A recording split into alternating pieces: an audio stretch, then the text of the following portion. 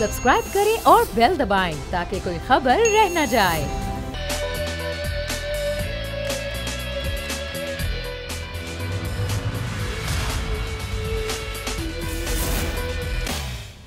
बिस्मिल्लाहिर्रहमानिर्रहीम, अस्सलाम वालेकुम। प्रोग्राम में मैं सुमैया रिजवान आपको वेलकम कहती हूँ। नाज़रीन, पाकिस्तान तहरीक इंसाफ हुकूमत के 3 साल मुकम्मल होने पर गुज़िश्ता दिनों हुकूमत की जानिब से अपनी 3 साल कारकर्दगी बयान करते हुए सब अच्छा है के दावे किए गए। तहम मुल्क भर के जब 41 कंटोनमेंट बोर्ड्स के 218 वार्ड्स में बल्दियाती इंतखाबात के नताइज सामने आए तो हुकूमत को कुछ अलग ही तस्वीर दिखा दी। लाहौर और रावलपिंडी में तहरीक इंसाफ को बुरी तरह शिकस्त का सामना करना पड़ा। पंजाब, जिस पर वज़ीर आज़म का हमेशा से खुसूसी फोकस रहा, जिसके वज़ीर आला उस्मान बुज़दार की कारकर्दगी की वज़ीर आज़म खुद तारीफ़ें करते हैं, चीफ सेक्रेटरी और IG की तब्दीली में पंजाब तमाम सूबों के रिकॉर्ड तोड़कर सबसे आगे आ चुका है। उसी पंजाब में अपोजिशन जमात मुस्लिम लीग नून 51 नशिस्तों के साथ सबसे आगे रही। दूसरी जानिब 2018 में पहली बार कराची ने इस पार्टी को वोट दिया जिसकी अब मरकज़ में हुकूमत है, यानी पाकिस्तान तहरीक इंसाफ। गवर्नर सिंध समेत 20 में से 14 MNAs, 24 MPs का ताल्लुक तहरीक इंसाफ से है। मगर इसके बावजूद नाज़रीन, सदर पाकिस्तान डॉक्टर आरिफ अलवी, जिनका ताल्लुक भी कराची से है, और गवर्नर सिंध इमरान इस्माइल के हल्के क्लिफ्टन में PTI को शिकस्त का सामना करना पड़ा, जो कि बेशक मौजूदा हुकूमत के लिए एक लम्हा फिक्रिया है। IG पंजाब और चीफ सेक्रेटरी की तब्दीली के बाद वज़ीर आज़म इमरान खान का आज एक बार फिर दौरा लाहौर है। जहां वज़ीर आज़म ने लाहौर के लातादाद दौरे किए, वहीं कराची के हिस्से में वज़ीर आज़म के सिर्फ चंद घंटे मुकद्दर बने। वज़ीर आज़म इमरान खान ने मुल्क के सबसे बड़े शहर कराची के लिए 1100 अरब रुपए मालियत का एक तारीखी पैकेज का ऐलान तो किया, मगर हाल ही में होने वाली बारिशों की वजह से सड़कों पर जमा होने वाले पानी और कई इलाकों के ज़ेर आवाने से एक बार फिर कराची ट्रांसफॉर्मेशन प्लान की कलई खुल गई। वज़ीर आज़म ने जितनी तवज्जो पंजाब पर दी, क्या कराची पर इतना ही फोकस किया? कराची के मसाइल जू के तू बरकरार हैं नाजरीन, और 3 साल में वादे तो बेशुमार हुए मगर वफा कोई ना हुआ। जहाँ कराची और लाहौर में हुकूमत को धचका लगा, वहीं बलूचिस्तान में भी हुकूमती पार्टी खतरे में पड़ चुकी है। अपोजिशन ने तहरीक अदम एतमाद की कामयाबी के लिए इत्तेहादी जमातों के साथ साथ अब हुकूमती अरकान से भी राब्ते तेज कर दिए हैं। 4 नुकाती तहरीक में कहा गया है कि सूबे में बदअमनी, करप्शन और लूट खसूट का बाजार गर्म है और वज़ीर आला हुकूमत करने का हक खो चुके हैं। क्या हिज़्ब इख्तिलाफ की तहरीक अदम एतमाद कामयाब हो पाएगी? एक सवाल ये, और दूसरा सवाल ये है सबसे बड़ा कि पंजाब में क्या होने क्या वाला है। क्या एक बार फिर पंजाब की काबीना की उथल पथल होगी? कई वज़राए कलमदान ही सिर्फ तब्दील होंगे, या फिर उस कारकर्दगी पर बास पुरस होगी जिस पर वहाँ के अवाम ने तहरीक इंसाफ को मुस्तरद कर दिया? सबसे पहले इसी पे बात करेंगे। हमारे मेहमान में हमें ज्वाइन कर चुके हैं, मुझे कराची स्टूडियो से ज्वाइन करें, सीनियर सहाफ़ी हैं, तजियाकार हैं और बोल्ड न्यूज़ के एडिटर इन चीफ हैं नज़ीर लगारी साहब। और आज वज़ीर आज़म के दौरे लाहौर पर deputy bureau head Lahore Khawar Abbas हमारे साथ मौजूद हैं। उनसे पहले अपडेट लेते हैं, फिर ज़रा गुफ्तगू करेंगे। खावर, वज़ीर आज़म लाहौर में मौजूद हैं, क्या बातचीत हुई? वज़ीर आला ने उनको क्या तसल्ली तशफ़ी दी कि कंटोनमेंट बोर्ड में क्यों आई तहरीक इंसाफ तीसरे नंबर पर? देखिए, आज जो है वज़ीर आज़म इमरान खान एक रोज़ा दौरे पर लाहौर आए हैं। सुमैया और ऐवान वज़ीर आला में उन्होंने मुख्तलिफ इजलासों की सदारत की है। वज़ीर आला पंजाब सरदार उस्मान बुज़दार से जो वन मुलाकात हुई है, जिस मुलाकात में जो है वो सूबे के सियासी और इंतजामी अमूर के साथ साथ ज़राए ने दावा किया है कि बल्दियाती इंतखाबात और ये कंटोनमेंट बोर्ड के हवाले से बड़ी डिटेल डिस्कस हुई है, जिसमें जो है वो वज़ीर आला की जानिब से सूबे के तमाम अमूर के हवाले से वज़ीर आज़म को ब्रीफ किया गया है। ज़राए ने ये दावा किया है कि ये जो इंतखाबात के नताइज हैं, इनके नतीजे में जो है वो ज़ली सतह पर जो है, रीजनल सतह पर जो है वो गाँव में भी तब्दीली मतवक्के है, जबकि कारकर्दगी की बुनियाद पर कुछ वजारतों में भी तब्दीली की जा सकती है। इसके साथ जो है वज़ीर आज़म ने आज नए IG और चीफ सेक्रेटरी से भी मुलाकात की है। सूबे में लॉ एंड ऑर्डर की सूरत हाल के हवाले से तबादला ख्याल हुआ है।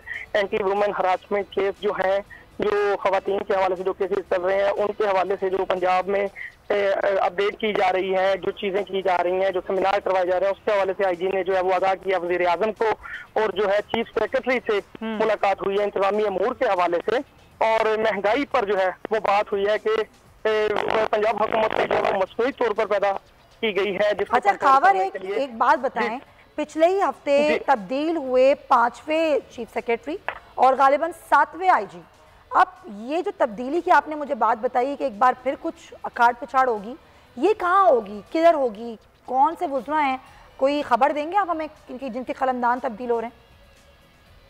भैया इसमें तो एक तो जो जराए दावा कर रहे हैं कि जो जहांगीर ट्रेनिंग ग्रुप के जो 2 वज़रा हैं, एक जो है वो नुमान लंगड़ियाल है, अजमल चीमा है, उनके हवाले से खबरें ज़ेर गर्दिश हैं कि भाई उनके कलमदान तब्दील किए जा सकते हैं, क्योंकि वो सियासी तौर पर भी उन्हें जो है आपको पता है कि जैसे जहांगीर ट्रेनिंग ग्रुप के खिलाफ पहले दायरा तंग किया गया था, फिर कुछ ऐसी तैयारियां सुनने में आ रही हैं।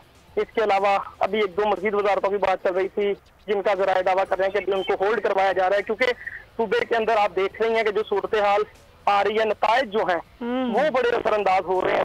तब्दीलियां करने के बावजूद परफॉर्मेंस वहीं की वहीं है, आगे बढ़ने की बजाय हाँ पीछे की तरफ जा रही है। आप बिल्कुल सही कह रहे हैं। खबर बहुत शुक्रिया आपका। तहरीक इंसाफ पंजाब से उज़मा कारदार साहिबा भी मुझे प्रोग्राम में ज्वाइन कर चुकी हैं, उनको हम वेलकम कहेंगे। उज़मा साहिबा, चले मैं आपसे गुफ्तगू आगाज़ करती हूँ। जितना फोकस किया और जो मैंने अपने इंट्रो में भी कहा कि वज़ीर आज़म ने लातादाद दौरे किए लाहौर के, और शायद अब हमें याद भी नहीं है कितने दौरे किए, लेकिन इतने दौरे उन्होंने किसी और सूबे के नहीं किए जितने पंजाब के किए। उसके बावजूद जो कंटोनमेंट बोर्ड्स के इलेक्शन के नताइज हैं, क्या हुआ, क्या है ये तहरीक इंसाफ के साथ पंजाब में? जी सुमैया, बहुत शुक्रिया आपने मुझे इनवाइट किया। देखें, ये पंजाब में तो आपको पता है 2018 का जो इलेक्शन था उसका ही अक्स था ये कंटोनमेंट बोर्ड का इलेक्शन, क्योंकि यहाँ पे 10 साल नून लीग की हुकूमत थी और इनकी काफ़ी ग्रास रूट लेवल पे इनकी 129 सीट्स MPAs की थी और हमारी 123 थी, और फिर हमने इंडिपेंडेंट्स के साथ मिलके और अलायंसेस फॉर्म करके हमने यहाँ पे गवर्नमेंट फॉर्म की थी। तो इसमें कोई अचंभे की बात नहीं है।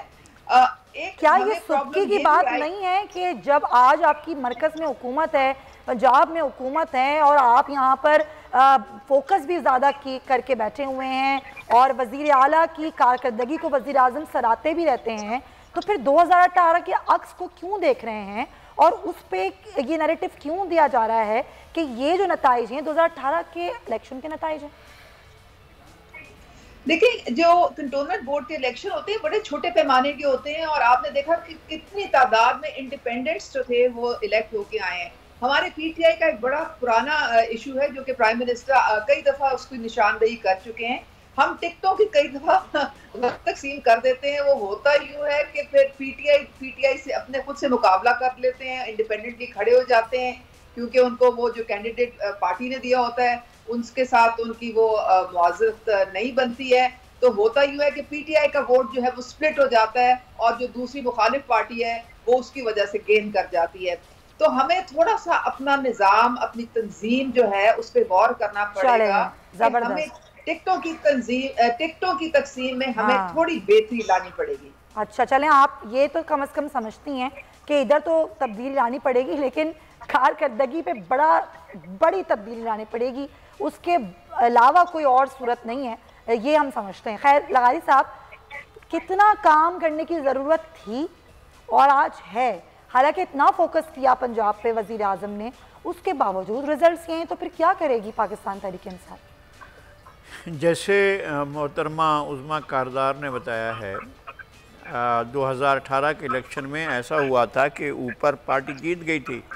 मुल्तान में क्या हुआ था कि मुल्तान में मखदूम शाह महमूद कुरैशी इलेक्शन जीत गए कौमी असम्बली का जी, और नीचे हार गए थे, खुद ही हारे हैं। यानी अपने जो नीचे की सूबाई असम्बली की सीट थी कौमी असम्बली की जीत गए। सूबाई असम्बली में पार्टी के एक उम्मीदवार को टिकट नहीं मिला, उन्होंने आज़ाद इलेक्शन में हिस्सा लिया और शाह महमूद कुरैशी को हरा दिया।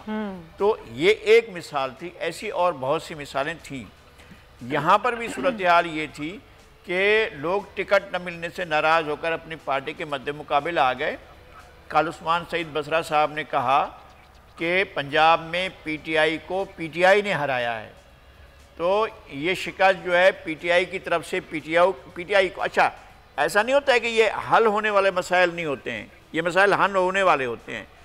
इख्तलाफ इस हद तक जा चुका है, आपको मालूम है कि इस कंटोनमेंट बोर्ड के इलेक्शन से थोड़े ही दिन पहले, मेरे ख्याल में 1 दिन या 2 दिन पहले, अलीम खान ने एक बार फिर इस्तीफा दे दिया। जी हाँ बिल्कुल। तो अब लाहौर में लोग बड़ी हद तक डिपेंड करते हैं अलीम खान साहब पर और उनके वसाइल पर भी, और बहुत से वज़रा भी उनके साथ हैं, और अगर वो चले जाते हैं तो क्या और उनके साथ जो लोग हैं वो भी चले जाएंगे, ये भी एक सवाल है। पार्टी के अंदर इख्तलाफ राय बढ़ चुका है और इख्तलाफ राय से आगे बात जा चुकी है।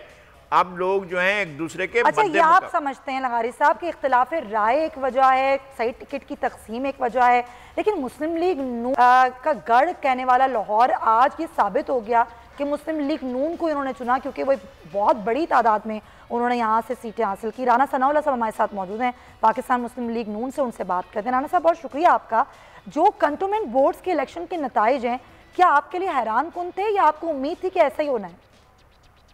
नहीं देखें, ये कंटोनमेंट के या बल्दियाती इलेक्शन, इवन जो ज़िमनी इलेक्शन है, ये वैसे होते सिटिंग गवर्नमेंट के हैं। उसकी वजह ये है कि इससे कोई तब्दीली तो आनी नहीं होती, और ये होता है कि जी गली का, सड़क का, नाली का, सीवरेज के ये मसले होते हैं लोगों के। तो ये तो इनके खिलाफ लोगों की नफरत है कि ये जो है कोई इलेक्शन जो है वो जीत नहीं पा रहे और हर जगह पे एक्सपोज हो रहे हैं। मैं ये आपको बता दूं कि ये जो मर्जी ये इनकी आप सारा दिन गुफ्तगू सुने वज़रा की, इतनी वो जो है वो नफरत अंगेज गुफ्तगू करते हैं।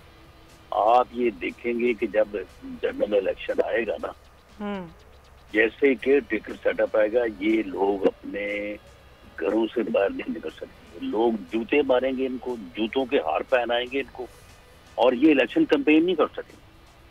2013 के इलेक्शन में पीपल्स पार्टी पंजाब में इलेक्शन कैंपेन नहीं कर सकती, नहीं तो उन्होंने तो फिर भी चलो को थोड़ा बहुत जो है वो मीटिंग कर ली थी, ये उस काबिल भी नहीं रहे। इनके खिलाफ इतनी नफरत है, और जो इन्होंने कर दिया है, इन्होंने अपने मुखालफिन के साथ जो किया है, इन्होंने जो सियासी इंतकाम के नाम पे किया है, लोगों के घरों पे बुलडोजर चलाए हैं इन्होंने, और ऊपर से फिर लूट मार इतनी कर रहे हैं। यानी इतनी करप्शन है कि कोई काम पैसे के बगैर नहीं हो रहा।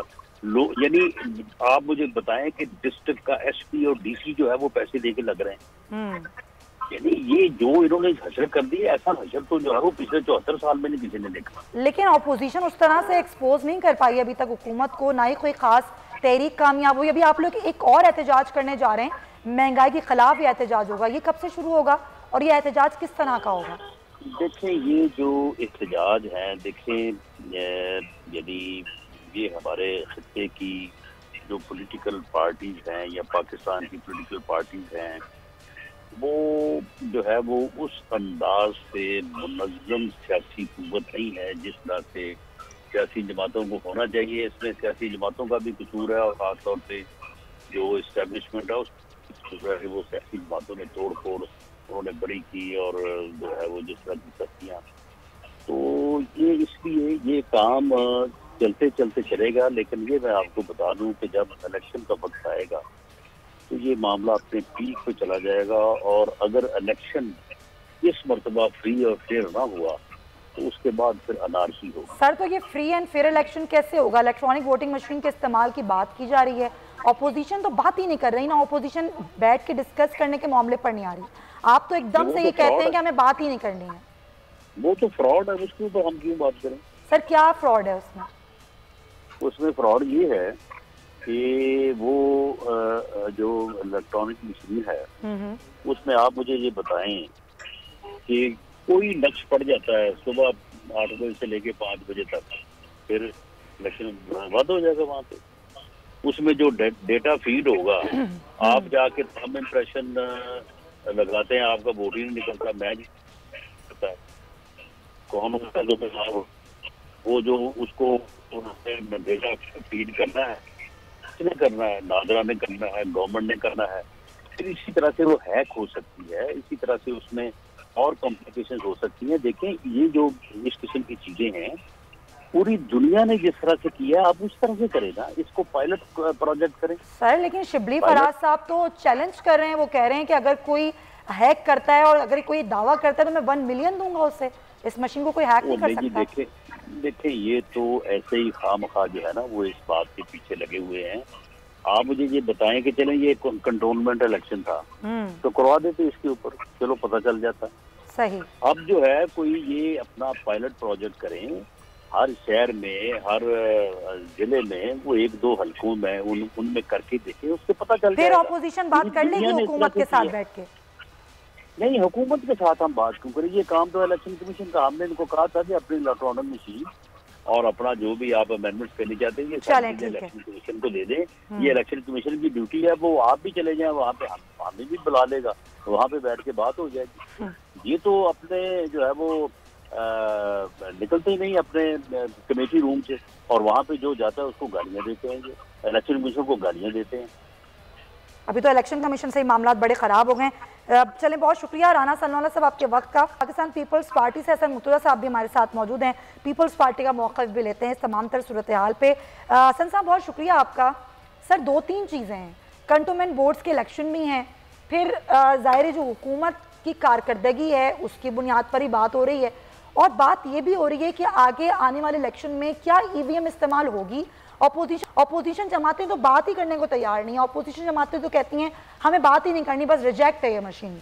लेकिन सवाल मेरा ये है कि अगर कोई चीज़ आ रही है, कोई टेक्नोलॉजी आ रही है, तो उस पर बात ही कर ली जाए, बैठ के बात करके फिर कोई वे ऑफ निकाला जाए। आप अपना एक काउंटर नैरेटिव इस पर दें कि जी क्यों नहीं होना चाहिए, आप लोग एकदम मना क्यों कर रहे हैं? देखें जी, आपने कहा कि ऑपोजिशन जमातें बात ही नहीं करना चाहती, हालांकि ऑपोजिशन जमातें ही बात कर रही हैं। आज अगर आप देखें तो कोई ऐसा इशू हो जिस पर ऑपोजिशन बात ना कर रही हो, हर जगह पे ऑपोजिशन बोल रही है। जहां तक मशीन का ताल्लुक है तो हम लोग तो डरे हुए हैं इनसे कि RTS भी एक मशीन थी और उसके बैठने से एक ऐसा नालायक और नाअहल आ गया जो आज तक इस मुल्क की जड़ें खोखली कर रहा है। तो पंजाबी में ना वो एक मिसाल बनी हुई है कि टिकाने दा डरिया होया चौथी तू भी जांदा है। जुगनू से जो बंदा डर जाए ना, उसको बड़ा जो अंगारा या आग है ना, वो उससे वो खुद ब खुद चलता है। तो गुजारिश ये है कि हम तो पहले डरे हुए हैं कि इन्होंने मशीन के जरिए इस कौम पर ये मुसल्लत हो गए। अब ये एक नई मशीन लाना चाहते हैं जिससे ना इलेक्शन कमीशन इत्तफाक करता है ना ही उससे अपोजिशन करती है, और जब इनसे बात होती है तो ये गालियां और बदजबानी और इल्जामात की सियासत और चोर और डाकू ये इस किस्म का कह के उसमें से निकल जाते हैं। अपोजिशन आज भी कहती है कि हमें मशीन पे कोई एतराज नहीं है, आप जौन सी मर्जी मशीन ले आए, लेकिन जो हमारे तहफ़्फ़ुज़ात है वो तो दूर होने चाहिए। और फिर ये इलेक्शन कमीशन का काम है, हुकूमत का तो ये काम ही नहीं है। इलेक्शन कमीशन को कहें कि वो सारों को ऑन बोर्ड लें, बैठे बात करें, डिस्कशन हो, टेक्निकल चीज़ें हैं, उसमें कौन सा ऐसा है जी कि हम नहीं चाहते। अब ये जो बल्दियाती इलेक्शन हुए हैं कंटोनमेंट बोर्ड्स के, इनमें ये इस्तेमाल कर लेते। हमारे डिस्ट्रिक्ट जो बार है, बार एसोसिएशन के हर साल होते हैं इलेक्शन, उसमें ये ट्राई कर लें, तजर्बा कर लें। बल्दियाती इलेक्शंस आ रहे हैं, उसमें कर लें कोई पायलट प्रोजेक्ट, ताकि लोगों का इससे जो एक खौफ की फिजा है वो दूर हो, लोग ऑपोजिशन ये समझे कि ये शफाफ है। और ये वजूहात हैं जिस वजह से। वैसे एक बात बताएं, आपने खुद जिक्र कर दिया कंटोनमेंट्स पे, मैं आ रही थी कि पंजाब की कंटोनमेंट्स को हम आज डिस्कस कर रहे हैं, क्या हुआ है पंजाब में पीपल्स पार्टी के साथ? पंजाब में पीपल्स पार्टी इलेक्शन नहीं जीत सकी क्योंकि हमारे पास कैंडिडेट्स अच्छे नहीं थे। अच्छा। हमारा उस पे होमवर्क नहीं था, हम तो कतन इल्जाम नहीं लगाते जी कि धांधली हो गई और ये हो गया। पर पीपल्स पार्टी क्यों नहीं कर पा रही है मजबूत पंजाब में अपने आप को? हम कर लेंगे ना जी, अब हमारी ऑर्गेनाइजेशन भी बनी है और हम बिल्कुल पार्टी को रीऑर्गेनाइज भी करेंगे, हम उस पे काम भी करेंगे और हमारे इंशाअल्लाह ताला आने वाले इलेक्शन में रिजल्ट भी सामने आएंगे, बेहतर रिजल्ट्स होंगे। और जहाँ तक ताल्लुक है हमारे लाहौर का ही एक हल्का है जिसमें हमने 3904 वोट लिए और हमने वहाँ पे मेहनत की है, हमारा कैंडिडेट अच्छा था, उसने मेहनत की है।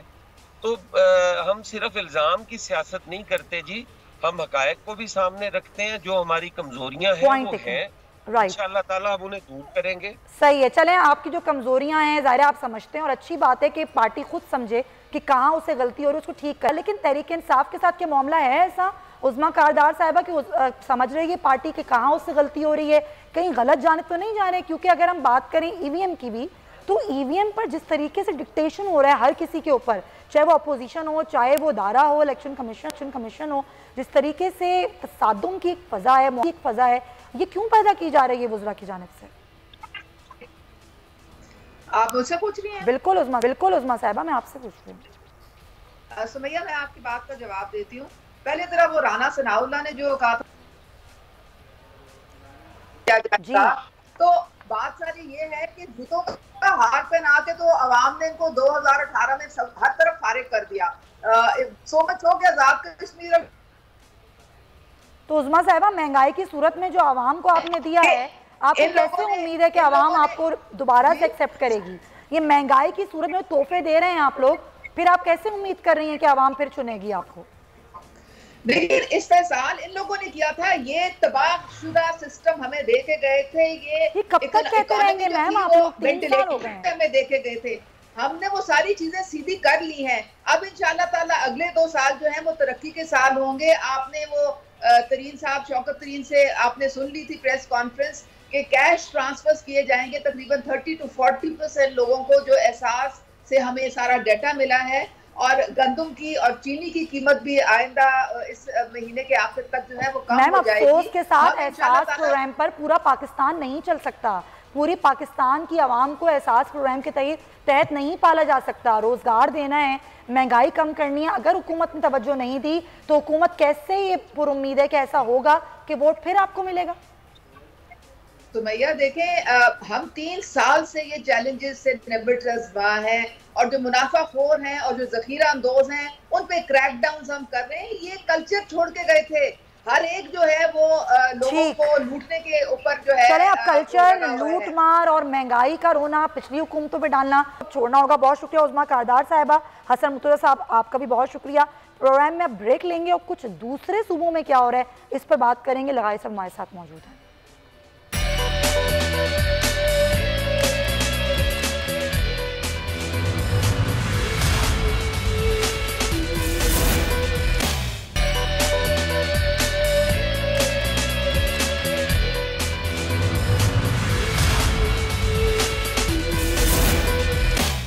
Welcome back to the show. कुछ बलूचिस्तान हुकूमत की बात करते हैं, जहाँ पर वज़ीर आला बलूचिस्तान जाम कमाल पर तहरीक अदम एतमाद का ख़तरा मंडालने लगा है और ना सिर्फ अपने ही उनके लोग और इत्तेहादी जो हैं वो उनके खिलाफ खड़े हो गए हैं। अब क्या ये जो सूरत हाल है जो बन रही है वज़ीर आला बलूचिस्तान के ख़िलाफ़, क्या वो कामयाब होगी? क्या हो क्या रहा है? वज़ीर आला बलूचिस्तान तो बहुत पुरुम्मीद है कि ऐसा कुछ भी नहीं होने वाला और कोई भी तहरीक अदम एतमाद आएगी तो वो कामयाब नहीं होगी। अलबत्ता वो ये कहते हैं कि अगर अक्सरियत मेरे खिलाफ हो गई तो मैं खुद ही चला जाऊँगा। इसी तमाम तर सूरत हाल पर हम बात करेंगे। सीनियर सहाफ़ी हैं, तज़ियाकार हैं, शाहिद रिंद साहब भी हमें ज्वाइन करें, उनसे बात करते हैं। शाहिद, क्या हो रहा है बलूचिस्तान में और जाम कमाल साहब इतने रिलैक्स और कॉन्फिडेंट कैसे हैं कि कुछ नहीं होगा?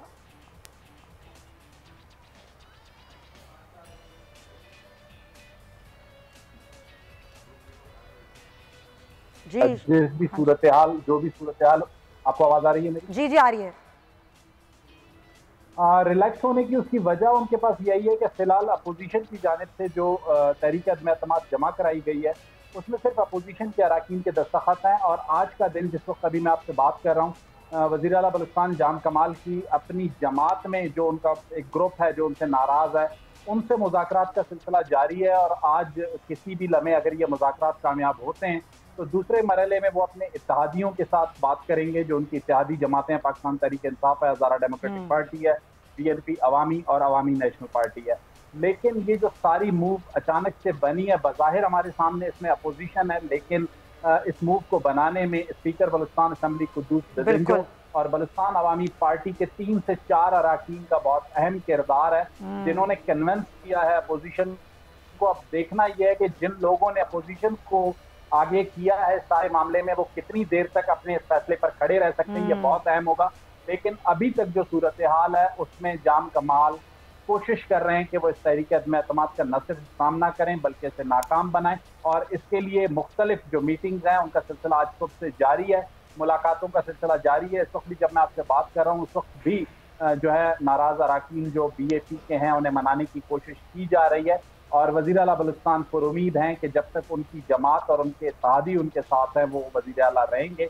ऐसा ही है, लेकिन ज़ाहिर है मैं दोबारा आती हूँ शायद आपके पास, लेकिन ज़ाहिर है ये सूरत हाल इतनी आसान भी नहीं है। अब फिर भी चलने में अपनी कोशिश तो कर रहे हैं। लगारी साहब, आपको क्या लगता है कि कुद्दूस बिज़ंजो साहब और वज़ीर आला जाम कमाल के दरमियान इख्तलाफ हैं जिसकी वजह से ये सारा सिनेरियो बना?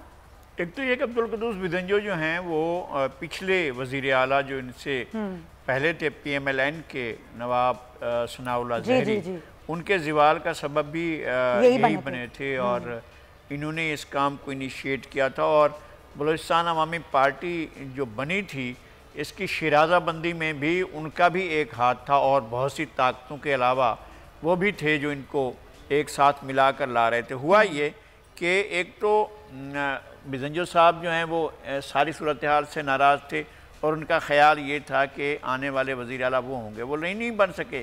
लेकिन उसके साथ ये हुआ कि जाम कमाल ख़ान इन्होंने बलूचिस्तान से वफाक का कोई हिस्सा कभी भी नहीं मांगा, इसलिए कि जो चेयरमैन हैं सेनेट के वो अपने तौर पर अपने तर्ज से, अपने अंदाज से और अपने ही ताकत से वो पहले भी बने थे और अब भी वो अपने ज़राए से बने हैं। वो उस पर इनका कोई ख़ास कमाल नहीं है जाम कमाल साहब का।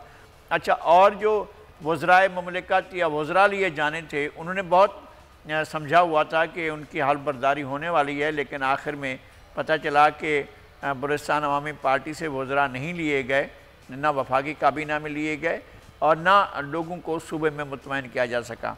ऐसा मामला जो है वो उनका स्टाफ चला रहा है या ब्यूरोक्रेसी चला रही है। साबिक चीफ सेक्रेटरी से तो आलमोस्ट सारे सेगमेंट सोसाइटी के नाराज़ थे। मौजूदा चीफ सेक्रेटरी जो हैं इनसे भी लोग ज़्यादा मुतमईन नहीं हैं, और लगता यह है कि एक कमज़ोर किस्म के वज़ीर आला हैं जो सोशल मीडिया के ज़रिए अपने मामलात को तय करते हैं या अपने स्टाफ के ज़रिए, पर्सनल स्टाफ के ज़रिए मामलात को तय करते हैं, और उनकी बात की सुनवाई नहीं होती है। लोगों को पार्टी के अंदर जो लोग हैं, अरकान असम्बली जो हैं, जिनकी वजह से वो मुंतखब हुए हैं, वज़ीर आला बने हैं, वो अरकान असम्बली भी मुतमईन नहीं है, उनको भी बड़े मसाइल का सामना करना। फिर इत्तेहादियों की सूरत हाल ये है कि जो वज़ीर तालीम है और PTI के सूबाई सरबराह हैं वो अपनी पार्टी से भी नाराज़ हैं और इनसे भी नाराज़ हैं।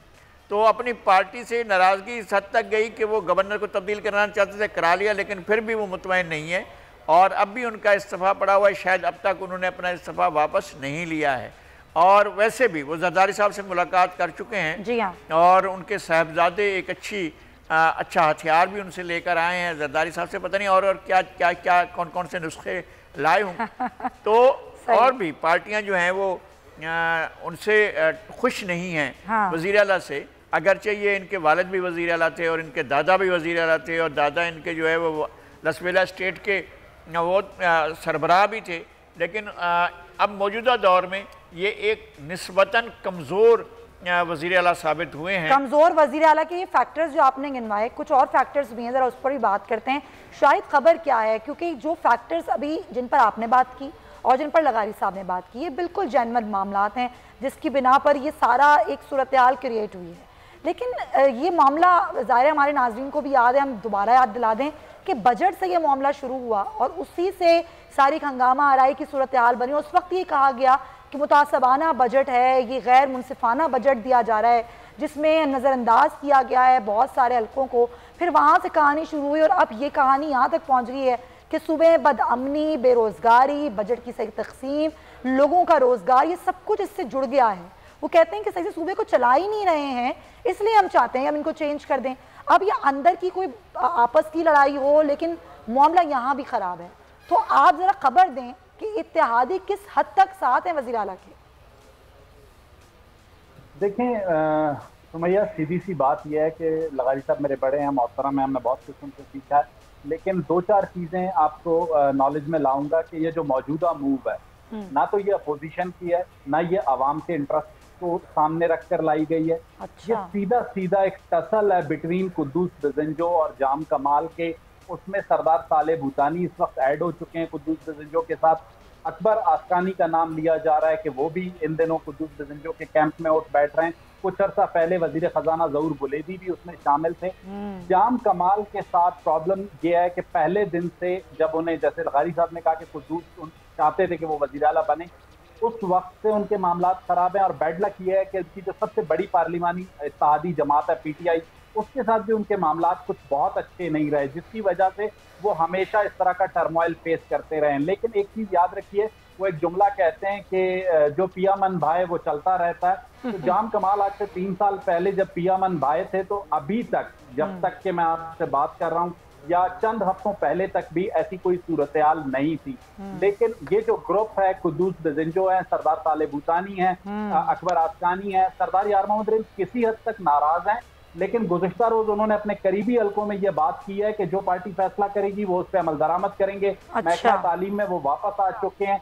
तो इस वक्त जो सूरत-ए-हाल है, जाम कमाल के लिए चैलेंज अपोजिशन या इत्तेहादी नहीं है। जाम कमाल के लिए चैलेंज उनकी अपनी जमात है। और बलूचिस्तान में जो अब तक 3 से 4 वज़राए आला को तहरीक अदम एतमाद फेस करनी पड़ी, उनमें सरदार अख्तर मेंगल 97 में उन्हें भी अपनी जमात से प्रॉब्लम फेस करनी पड़ी, सनाउल्लाह ज़हरी उन्हें भी अपनी जमात से जो है ना प्रॉब्लम फेस करना पड़ी। तीसरे चीफ मिनिस्टर थे ताज जमाली, जिन्होंने 93 तक वो चीफ मिनिस्टर रहे। इन तीनों के खिलाफ जब अदम एतमाद आई तो इन्होंने उसको फेस करने के बजाय इस्तीफे पर इक्तफा किया। इस वक्त सूरत हाल यह है कि अभी जब मैं आपसे बात कर रहा हूँ, इस वक्त तक कोशिश हो रही है कि इस्तीफे को अदम एतमाद को नाकाम बनाया जाए। अच्छा। और अगर इसमें जाम कमाल कामयाब हुए या नाकाम हुए, दोनों सूरतों में एक जो सबसे इंपॉर्टेंट फैक्टर है वो ये है कि बलूचिस्तान अवाम पार्टी के वो इस वक्त सदर हैं। अगर कोई रुकन उनकी मर्जी के बगैर इस वोट को देता है या उनके फैसले के खिलाफ जाता है, तो वो उसके साथ क्या सलूक करेंगे as a president of party, क्योंकि पार्टी ने अभी तक इंट्रा पार्टी इलेक्शन, उन्हें इलेक्शन कमीशन ने 1 से 2 माह का स्पेस दिया हुआ है कि वो उसके दौरान करवा लें। वो भी उनके लिए एक बहुत बड़ा चैलेंज है। तो 24 जून को तकरीबन मैंने एक ट्वीट किया था जिसमें मैंने ये लिखा था कि सितंबर से दिसंबर तक का जो वक्त होगा वो बहुत अहम होगा बलूचिस्तान और पाकिस्तान तहरीक इंसाफ की हुकूमत के लिए। और सितंबर में जो कुछ यहाँ हो रहा है और जो कुछ PMDA के कानून को और कुछ इलेक्ट्रॉनिक वोटिंग मशीन को लेके इस्लामाबाद में हो रहा है, तो मेरा ख्याल है कि मरकज की हुकूमत भी और सूबाई हुकूमत भी अगले 2 साल ये फैसला नहीं कर पाएंगी कि वो कारकर्दगी दिखाएं या अपने इक़्तिदार को बचाएं। तो सिचुएशन बहुत ट्रिकी है। लेकिन एक चीज ध्यान में रखिएगा, बलूचिस्तान में अदम एतमाद जाम कमाल के खिलाफ लाना, जो भी सूरत हाल इस वक्त है, अपोजिशन ने अपने आप को स्टेक पे लगाया है। कुद्दूस बेज़ंजो के कहने पर आने वाले दिनों में कुद्दूस बेज़ंजो किस हद तक अपोजिशन के साथ खड़े रहते हैं। उन्हें लगता है कि जैसे वो नवाब सनाउल्लाह ज़हरी की गवर्नमेंट गिराने में कामयाब हुए थे, वो इस बार भी कामयाब होंगे। तो देखना है कि वो इस बार भी किंग मेकर बनते हैं या नहीं। बिल्कुल आप सही कह रहे हैं। कुछ माजी आपने याद दिलाया, तो यहाँ पर बहुत सारे सवालात मेरे जहन में उठ गए हैं जो कि मैं अभी ब्रेक के बाद पूछूंगी। बहुत शुक्रिया आपका शाहिद रिंद। और ये भी मैं ज़रा पूछूंगी कि कुछ तब्दीली की एक वाइब आ रही है। तो जब माजी में हमने देखा था कि तब्दीली बलूचिस्तान से उठी थी और हलचल मच गई थी पूरे निज़ाम में, तो क्या कुछ इस बार भी ऐसे होने लगा है? तो बात करेंगे इस ब्रेक के बाद।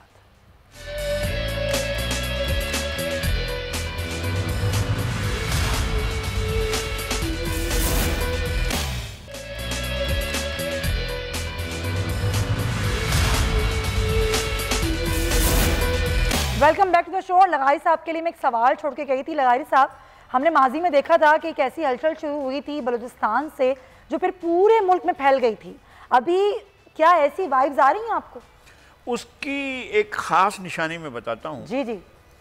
वो ये कि लाहौर में बिलावल हाउस में अब्दुल कुद्दूस बेज़ंजो जरदारी साहब से मिलते हुए मुलाकात करते हुए पाए गए थे और उसके बाद हवा चली थी। अगरचे पीपल्स पार्टी का एक MPA भी नहीं था बलूचिस्तान असम्बली में। अब अगर दूसरी बार ये मालूम करे अगर कोई हमारा जर्नलिस्ट कि क्या जरदारी साहब से अब्दुल कुद्दूस बेज़ंजो की मुलाकात हुई है, तो बाकी कड़ियाँ भी मिलना शुरू हो जाएंगी। अगर बलूचिस्तान में करारदाद टेबल हो गई है और अगर वो करारदाद मंजूर हो जाती है और तब्दीली की हवा चल पड़ती है तो फिर अगला टारगेट पंजाब होगा। पंजाब में अदम एतमाद की करारदाद टेबल हो जाएगी और फिर आपको जाना पड़ेगा कबल वक्त इंतखाबात के लिए, क्योंकि फिर मरकज़ में ऐसी हवा का चलना बहुत मुश्किल नहीं रहेगा। लेकिन ये सारे ख़यालात ही हैं, तसव्वुरात ही हैं। ये भी हो सकता है कि कोयटा में हवा रुक जाए और कोयटा में जो ऐसा खला पैदा ना हो जाए, खला पैदा ना हो सकता है। ये भी हो सकता है कि जो लोग हवा चलाने की कोशिश कर रहे हैं उनका इरादा मुलतवी हो जाए। नहीं, उनका इरादे का तो मसला नहीं है। अच्छा, कहीं ना कहीं से हवा के चलने के आसार ज़रूर होते हैं। सही। अभी हम बाहर खड़े थे तो कोई बारिश नहीं थी, हमें इतला ये मिल रही है कि बारिश शुरू हो बहुत गई है। तेज बारिश हो रही है। ऐसा होता है कि कभी कभी खला पैदा हो जाती है, कभी खला पैदा होता है, कभी धुंध आ जाती है, कभी बादल आ जाते हैं, कभी बारिश हो जाती है।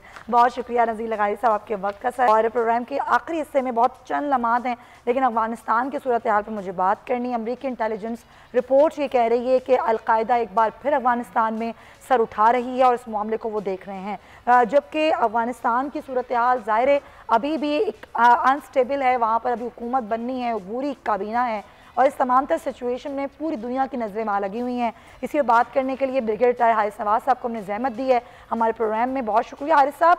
ये इंटेलिजेंस रिपोर्ट, अमरीका इंटेलिजेंस रिपोर्ट जो ये कह रही है कि अलकायदा एक बार फिर सर उठा रही है, अभी हमने देखा पिछले दिनों अफगानिस्तान में अमेरिकन इंटेलिजेंस रिपोर्ट फेल हो गई है। क्या ये भी आपको लग रहा है कि एक तरह से दबाव डालने की कोशिश है ये इंटेलिजेंस रिपोर्ट? क्या आपको लगता है कि ऐसी कोई होगी या फिर ये वैसे ही है?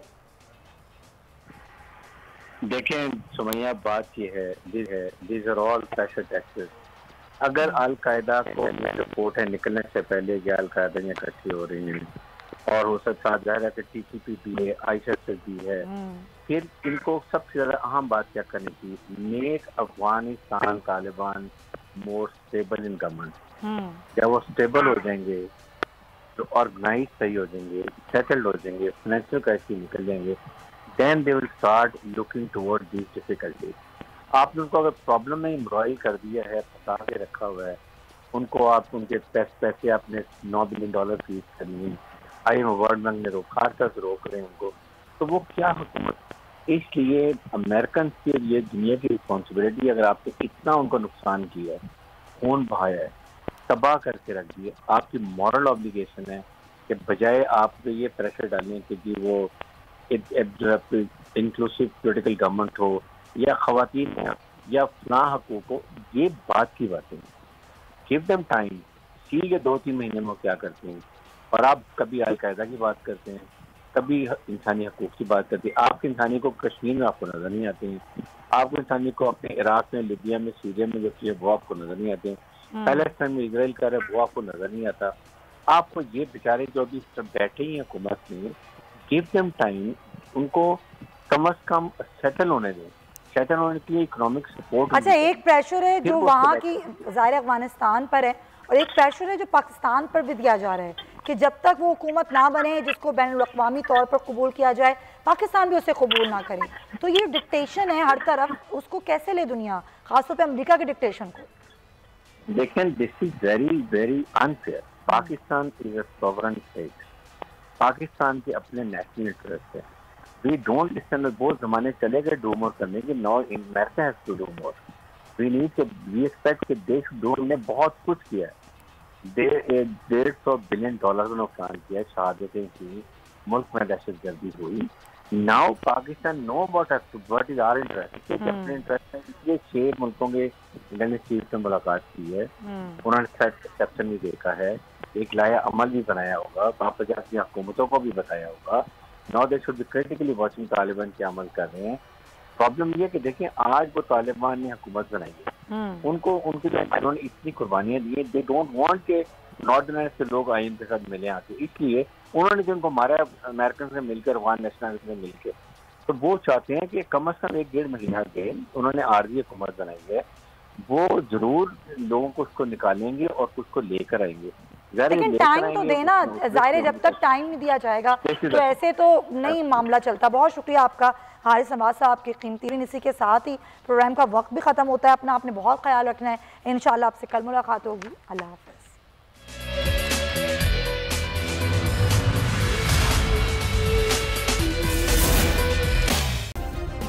सब्सक्राइब करें और बेल दबाएं ताकि कोई खबर रह न जाए।